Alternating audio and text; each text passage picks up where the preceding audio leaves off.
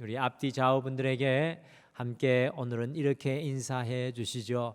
성령 충만으로 살아가세요. 같이 인사해 주시죠. 성령 충만함으로 살아가십시오. 아멘.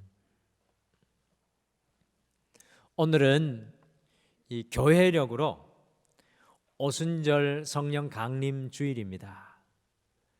이 성령님께서 이 오순절을 통해서 임하신 날을 기억하면서 꼭 기념해야 하는 날입니다. 오늘 함께 읽으신 성경은 아주 짧은 4구절의 말씀이지만 어떻게 보면은 사도행전 전체에서 가장 중요한 말씀이 되고요, 더 나아가 기독교회의 역사에서 하나님의 교회가 시작되는 시발점이고 출발점이고요, 두려움에 사로잡혀 다락방의 모든 문을 걸어 잠그고 있었던 제자들이 문을 열어 젖히고 땅끝까지 달려나가는 진정한 제자, 곧 그들이 하나님의 증인이 된 날입니다.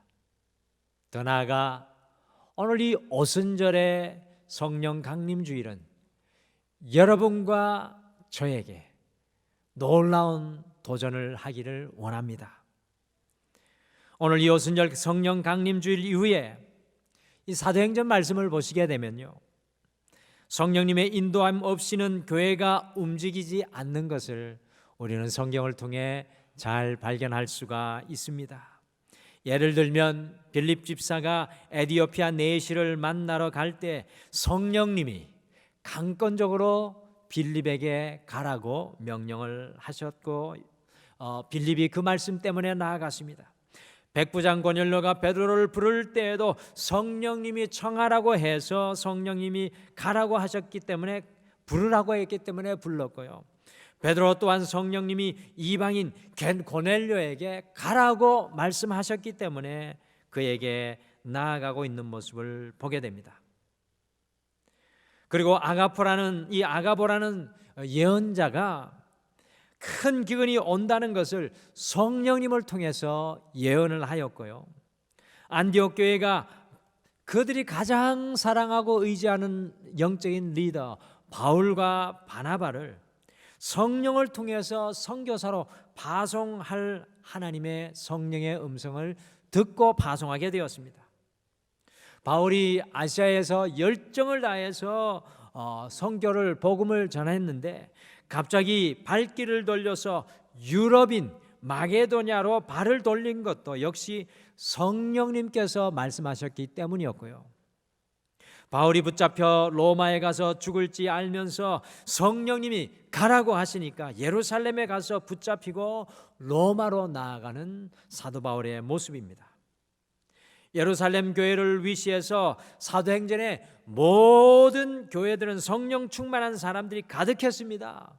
이 베드로와 요한이 성령 충만의 대표로 나오고요, 성령 충만했던 7사람들이 최초의 이 하나님의 교회의 집사로 세워졌고, 스데반은 누구보다도 성령 충만하여서 순교의 자리까지 과감하게 달려갔고요, 이방인 고넬료도 성령 충만하였으며 핍박자 사울이 성령의 감동이 되어서 사도 바울로 세워졌고, 에베소 교회의 9명의 장로들이 성령의 충만함의 은혜를 누리게 되고 있는 것을 봅니다. 오순절 이 성령 강림 주일은 교회의 본래의 자리이고 성도의 본래의 자리입니다. 성도가 돌아가야 할 자리이며 교회가 돌아가야 할 영적인 고향이 바로 이 성령 강림 주일입니다. 그러므로 이 오순절 성령 강림 주일은요, 지금 우리에게 너무나도 중요한 주일입니다. 성도는 두 그룹으로 나눌 수 있습니다. 한 그룹은 성령에 접속되고 연결된 성령 충만한 성도이고요, 다른 한 그룹은 성령과 상관없이 살아가는 이름뿐인 성도입니다. 오늘 이 성령 강림주일 우리 자신에게 물어봐야 되겠습니다. 과연 여러분과 저는 어느 그룹에 속하여 있습니까? 장길섭의 삶은 풀어야 할 문제가 아니라 경험해야 할 신비입니다 라는 책에 우리가 기억해야 할 만한 한 토막의 이야기가 실려 있습니다. 애벌레에게는 길에 늘어선 것들이 모두 다 문제입니다. 앞에 있는 돌덩이도 문제고, 냇가도 문제고, 막대기도 문제고, 나뭇가지도 문제고, 모든 것이, 그의 앞에 있는 것이, 모든 것이 문제입니다.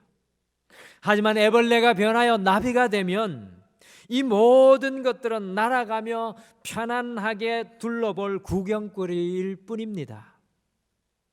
그것은 바로 나비가 날 수 있는 능력을 얻었기 때문입니다.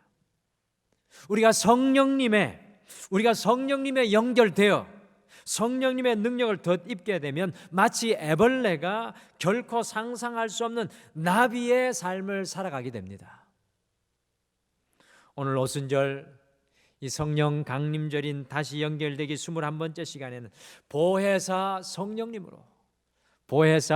성령님으로라는 제목으로 이 오순절 성령 강림절에 다시 한 번 더 보혜사 성령님에게 연결되어 살아가기를 소망하면서 여러분과 저의 영적인 고향, 여러분과 저의 영적인 정거장으로 다시 돌아가서 이 보혜사 성령님께서 우리의 삶을 어떻게 이끌어 가실지 함께 우리가 살펴보시겠습니다.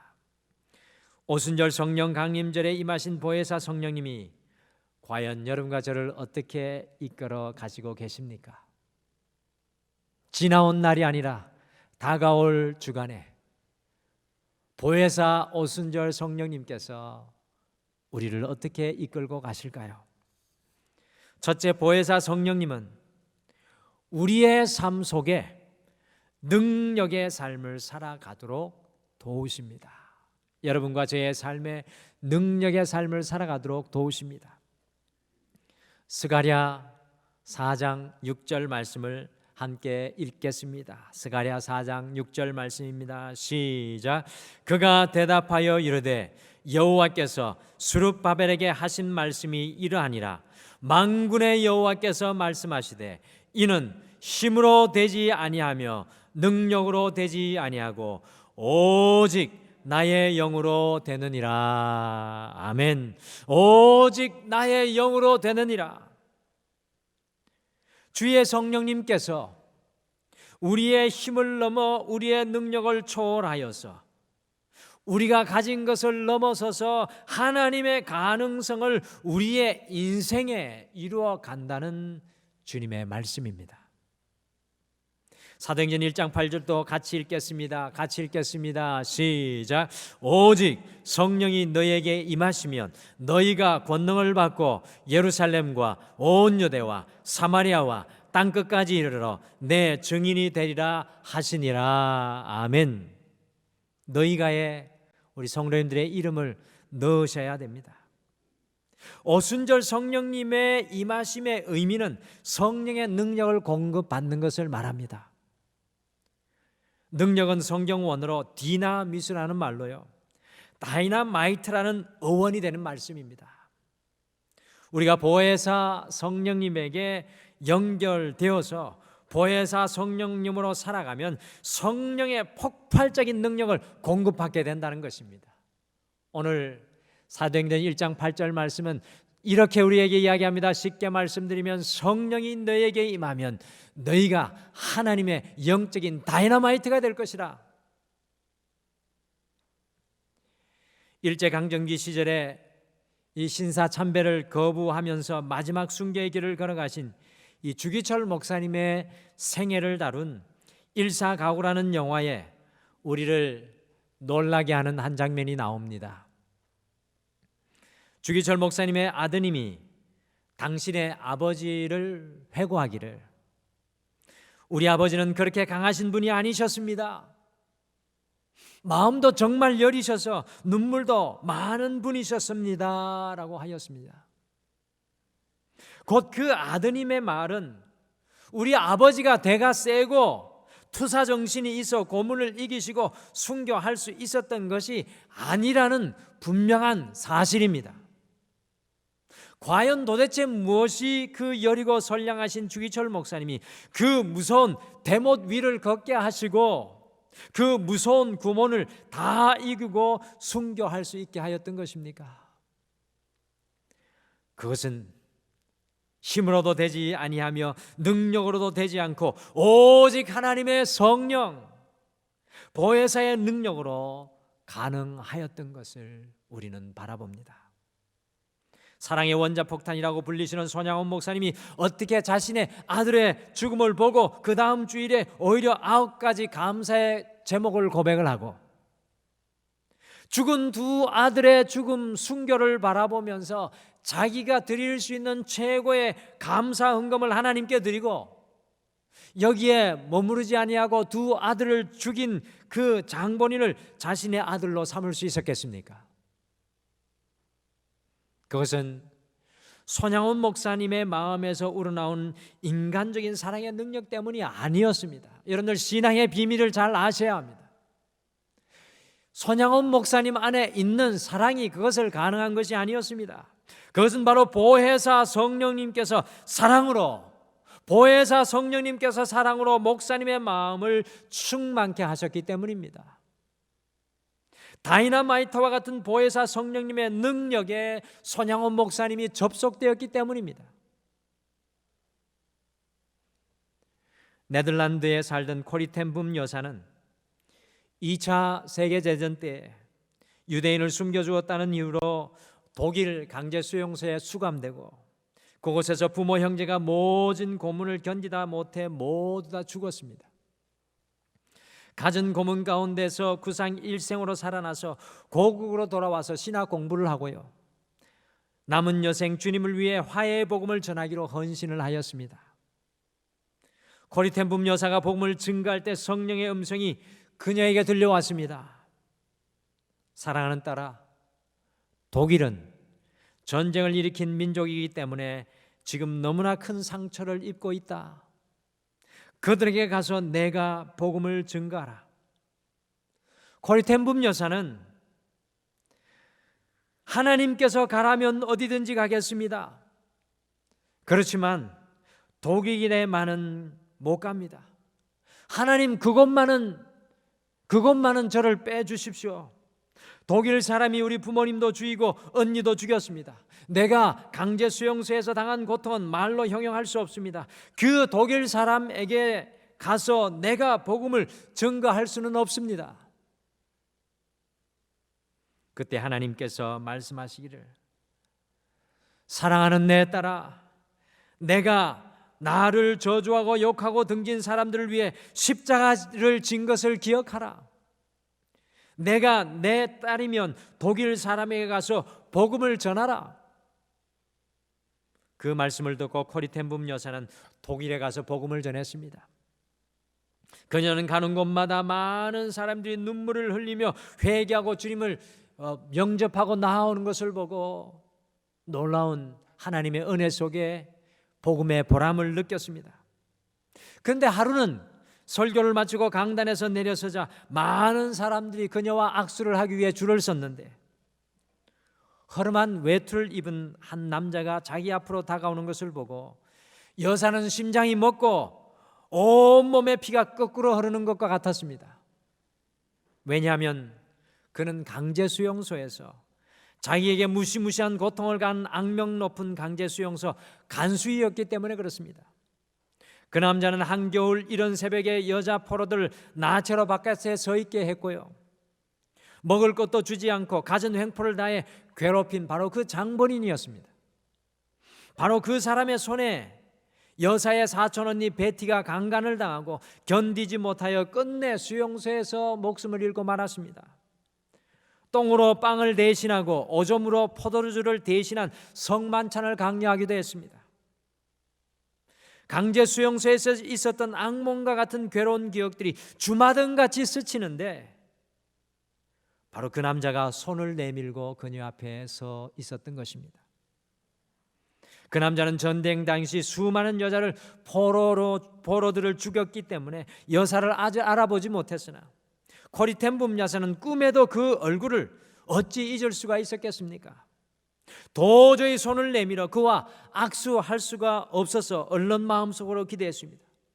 예수님, 저는 하늘에서 진노의 벼락이 내려 이 사람을 때리기 전에는 용서할 수 없습니다. 저를 도와주십시오.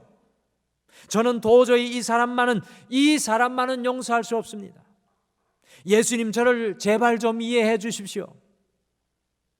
그때 주의 성령의 음성이 들렸습니다.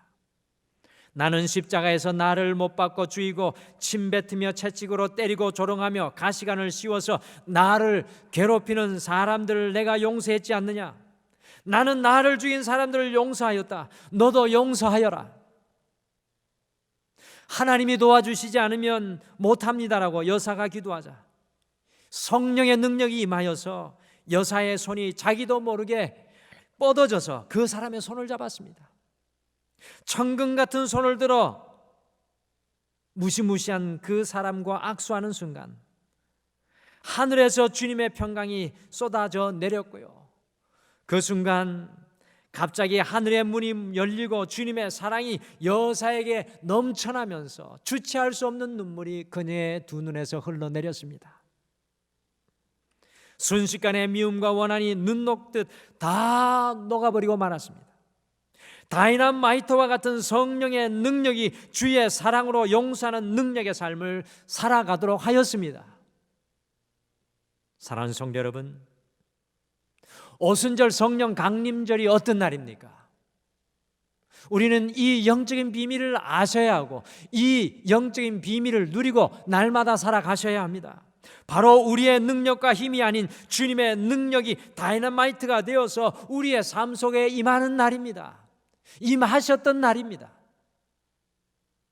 우리의 깨어진 관계를 우리의 힘과 우리의 능으로 회복시킬 수 없지만 우리의 삶 속에 아골골자와 같은 어려움을 우리의 능력과 권능으로 벗어날 수 없지만 세상에 빼앗긴 우리의 마음을 우리가 되돌릴 수 없지만 성령이 함께하여 주시면 성령이 다이너마이트가 되어서 우리의 삶 속에 주님의 능력이 되고 우리의 가정에 주님의 능력으로 변화되는 역사가 일어나게 되어 있습니다.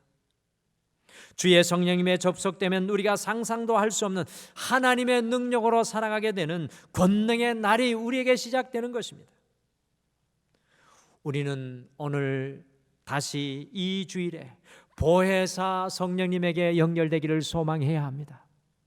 내 힘과 내 능력과 내 의지로 살았던 그 모든 것을 다 비워내고 성령님의 능력에 접속되어서 하나님의 능력을, 약속하신 그 능력을 내 삶 속에 이루며 살아가야 하는 것이 성도의 길이요 성도의 삶입니다. 이번 한 주 보혜사 성령님에게 연결되셔서 모든 삶 속에 하나님의 능력으로만 살아가시기를 간절히 열망하시기를 축복합니다. 저는 그것을 위해서 우리 성도님들 위해서 중보기도 할 것입니다. 둘째, 보혜사 성령님은 우리 옆에 함께 하십니다. 보혜사 성령님은 우리 옆에 함께 하십니다.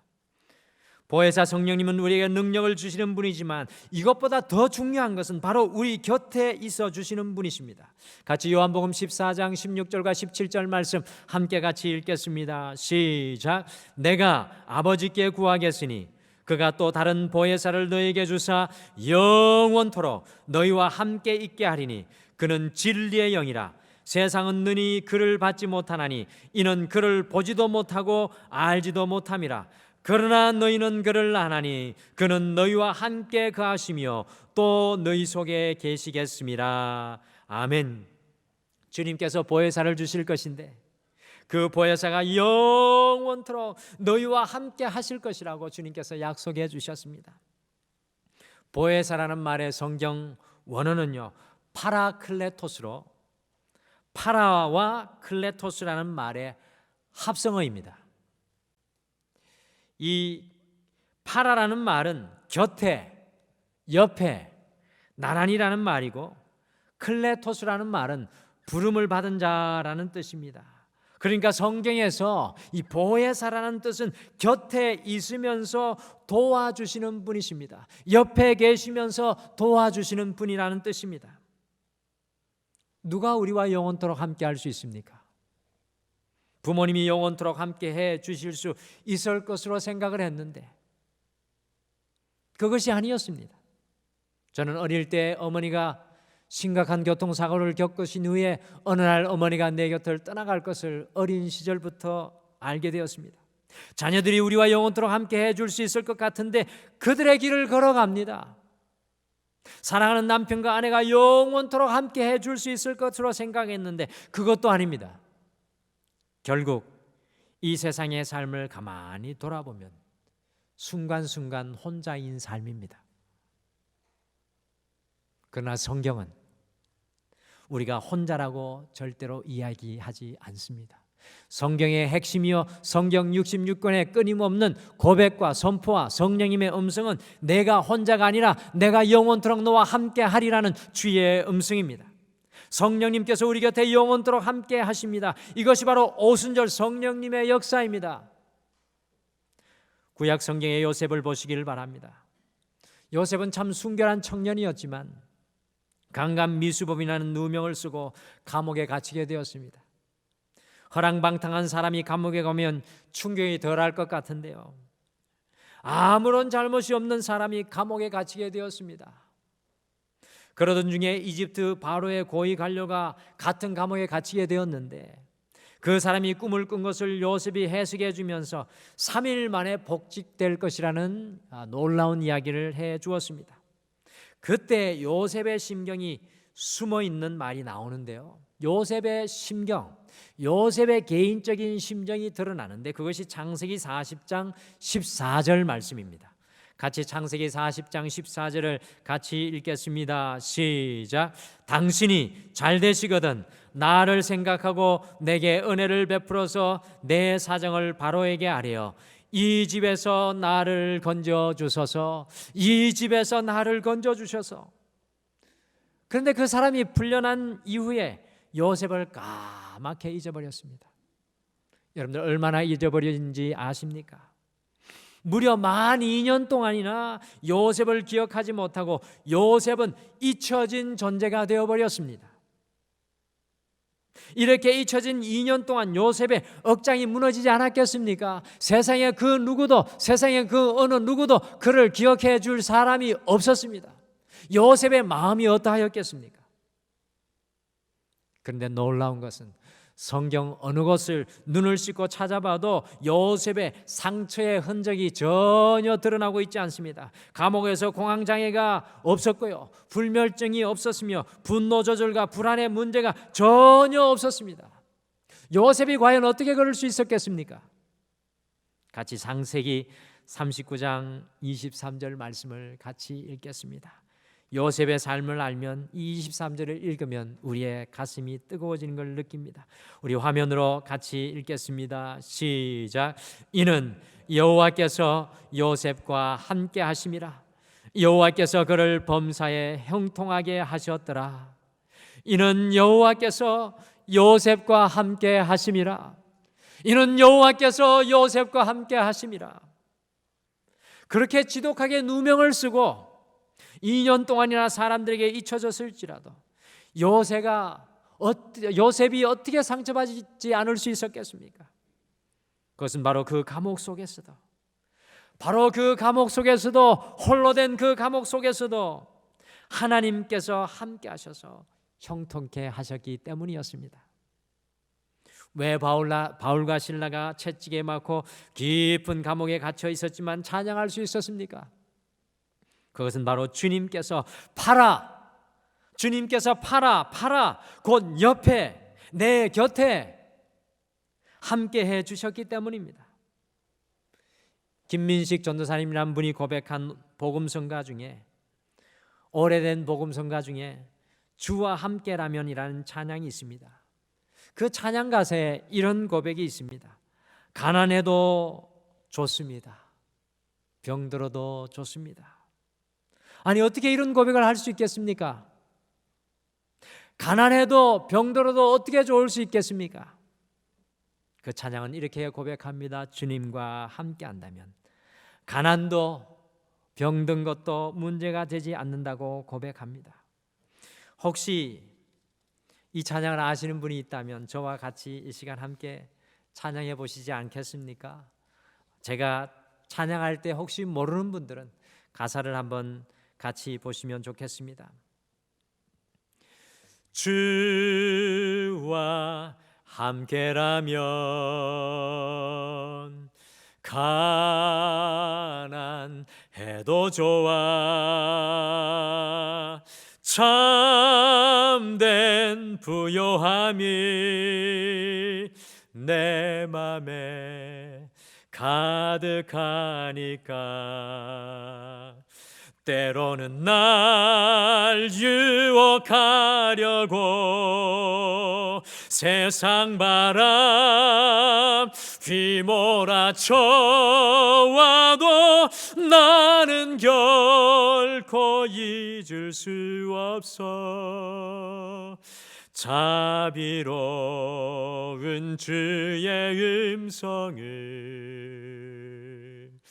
주와 함께라면 병들 얻어 좋아 참된 강건함이 내 맘에 가득하니까 때로는 날 넘어뜨리려 거친 파도 휘몰아쳐 와도 나는 결코 놓을 수 없어 따사로운 주의 음성을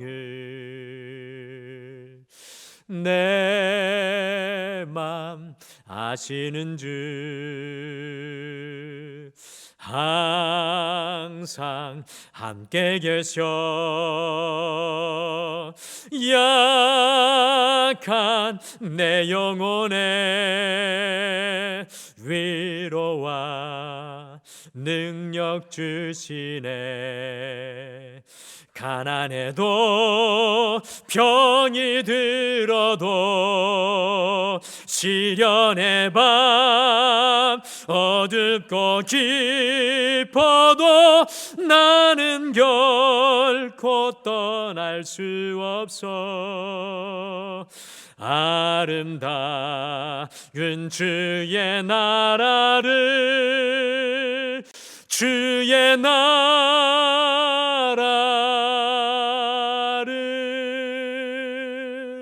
할렐루야. 성령님을 뜻하는 이 보혜사라는 단어에는 세 가지 단어가 그곳에서 파생되었습니다. 첫 번째는 헬퍼, 곧 돕는 자라는 뜻입니다. 우리의 인생에 아무런 것도 도울 수 없는 순간에 성령님은 돕는 자이십니다. 두 번째는 카운셀러, 상담자, 좋은 자라는 뜻입니다. 세 번째는 컴포터, 곧 위로자라는 뜻입니다. 우리 옆에 계신 파라클레토스, 이 보혜사 성령님은 우리와 함께 하셔서 우리를 도우시고 우리가 지혜가 부족하여 낙심할 때마다 상담자가 되어주시고 세상에 의지할 것과 의지할 사람이 없어서 절망할 때 우리의 위로자가 되어주십니다.